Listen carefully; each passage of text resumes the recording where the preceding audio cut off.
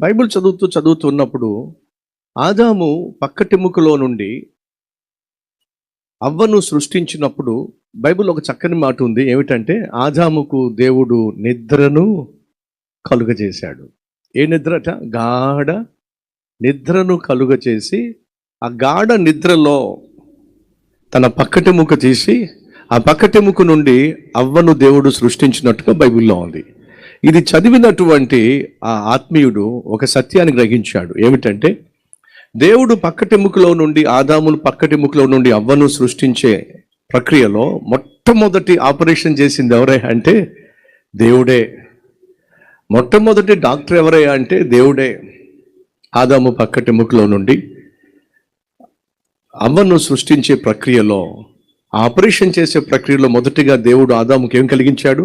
గాఢ నిద్రను కలిగించి తదుపరి అవ్వను పక్కటెముక నుంచి సృష్టించినట్టుగా అతను కనుగొన్నప్పుడు అతను ఒక సత్యం అర్థమైంది. ఏమిటంటే ఆపరేషన్ జరిగే ముందు ఒక వ్యక్తికి తెలియకుండా ఉండాలి అని అంటే అతనికి గాఢ నిద్ర కలుగు చేయాలి, అంటే మత్తును కలుగు చేయాలి. ఆ మత్తును కలుగు చేసేటటువంటి ఇంజెక్షన్ని కనుగొనాలి అని చెప్పే అతడు మత్తు ఇంజెక్షన్ కనుగొన్నాడు. ఫలితంగా ఆ మత్తు ఇంజెక్షన్ కనుగొన్నాడు కాబట్టి మత్తు డాక్టర్ వచ్చాడు.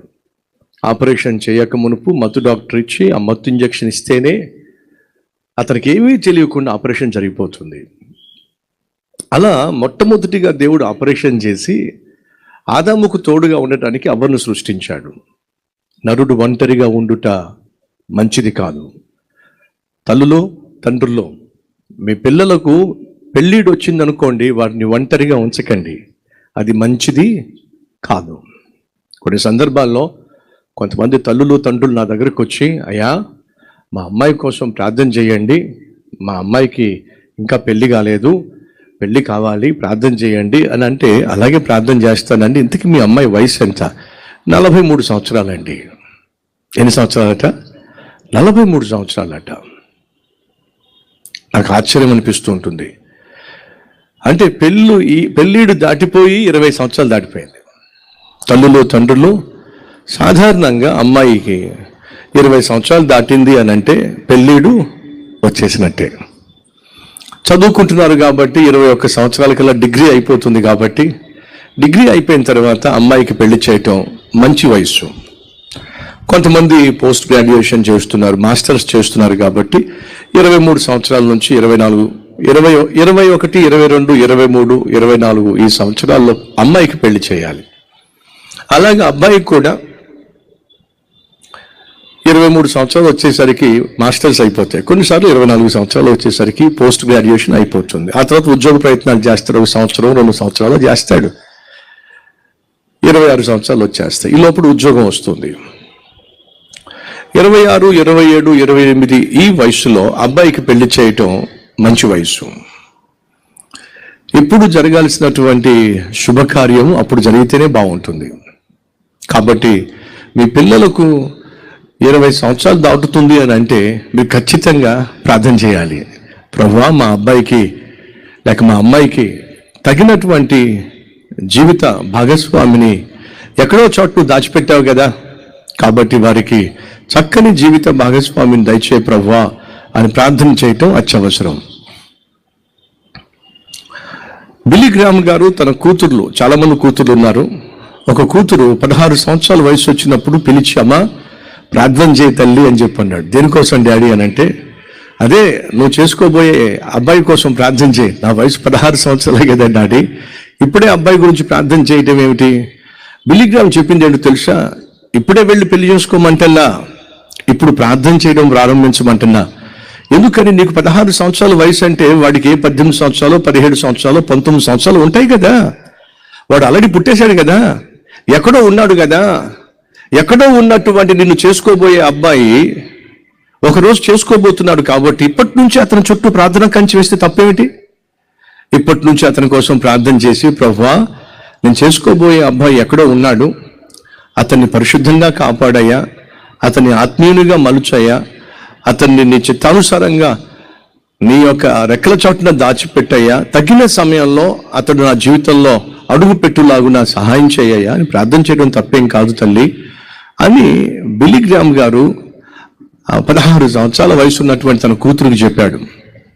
నేను కాలేజీ బట్టి తల్లులు తండ్రుల్లో ప్రార్థన చేయడం తప్పు కాదు. భవిష్యత్తును గురించి ప్రార్థన చేయటం, బిడ్డల గురించి ప్రార్థన చేయటం, బిడ్డల యొక్క భాగస్వాముల గురించి ప్రార్థన చేయటం, మీ మనవాళ్ళ గురించి మనవరాల గురించి ప్రార్థన చేయటం, పుట్టబోయే బిడ్డల కోసం ప్రార్థన చేయటం తప్పేం కాదు సుమా.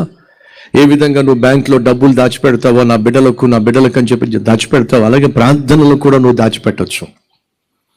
19 సంవత్సరాల వయసులో నేను నా బిడ్డల కోసం ప్రత్యేకంగా ప్రార్థన ఎక్కువ సమయం చేసేవాడిని. అలా చేస్తున్నప్పుడు నా మనసులో ఎందుకు దేవుడు కుమారులే పుడతారు అనేటటువంటి భావన ఇచ్చాడు. అప్పుడు నేను ప్రార్థన చేసేవాడిని, ప్రభువా మరి నువ్వు నాకు కుమారులనే ఇస్తానని నా హృదయంలో పెట్టావు కదా, మరి నా కుమారులను ఏం చేయబోతున్నావు? నాకున్న ఆశ ఏమిటయ్యా అంటే, అప్పుడు నేను ఇంత పెద్ద పెద్ద మీటింగ్స్లో వాక్యం చెప్తానని, ఇంత పెద్ద సంఘం ఉంటుందని, ప్రపంచంలోనే ఒకనొక అతిపెద్ద సంఘం దేవుడు నాకు ఇస్తాడని అసలు ఆ రోజు నాకు తెలియదు. కాబట్టి ఆ రోజు నా బిడ్డల కోసం అడిగేవాడిని, ప్రభువా నా బిడ్డల్ని ఏం చేయబోతున్నావు? నా బిడ్డలు ఏం చేయబోతున్నారు?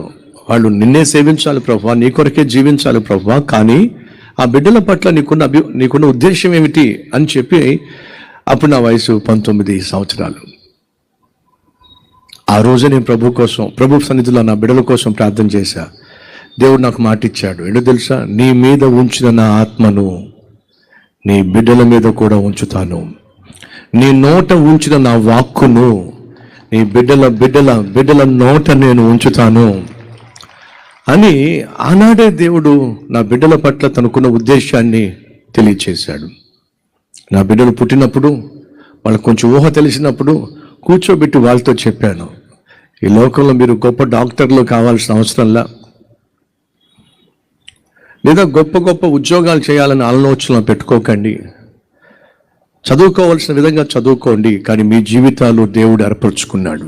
నా మీద ఉంచిన దేవుని ఆత్మ మీ మీద దేవుడు అనుగ్రహించాడు. నా నోట పెట్టిన వాక్యము దేవుడు మీ నోటను కూడా ఉంచాడు. కాబట్టి నేను చేస్తున్న సేవ, ఈ అద్భుతమైన పరిచర్య మీరు కొనసాగించాలి. అందుకొరకే దేవుడు మిమ్మల్ని ఇద్దరిని కూడా మా కుటుంబానికి బహుమానంగా ఇచ్చాడు.